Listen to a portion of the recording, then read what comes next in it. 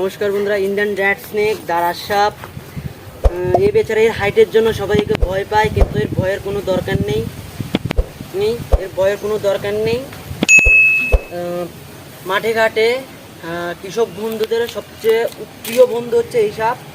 তো মাঠে ঘাটে যে ইঁদুর ফসল যে নষ্ট করে ফেলে, সেই ইঁদুর খেতে এরা আসে। আরেকটা জিনিস বলে রাখি, আপনাদের এলাকায় যদি এই দারাস সাপ যদি ইঁদুর ব্যাং খেতে আসে, ওই এলাকায় কিন্তু বিষধর সাপের আনাগোনার চান্স খুব কম হয়।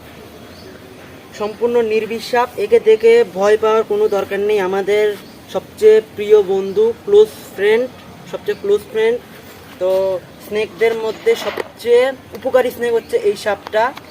এত পরিমাণে ইঁদুর খায়, তাই এর নাম হচ্ছে ইন্ডিয়ান র্যাট স্নেক হয়েছে, দারাস সাপ হয়েছে। আপনারা অনেক হিন্দিতে বলে ধামান।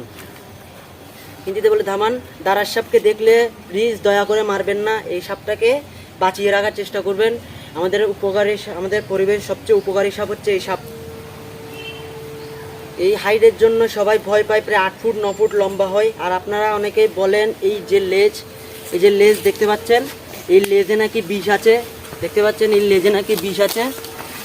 তো দেখতে পাচ্ছেন, আমি দেখেন এই লেজ আমার কানে খোঁচাচ্ছি, কিন্তু কোথাও কিছু নেই, বিষ কাটা নিয়ে কোনো শরীরে কোনো জায়গায় কোনো বিষ নেই।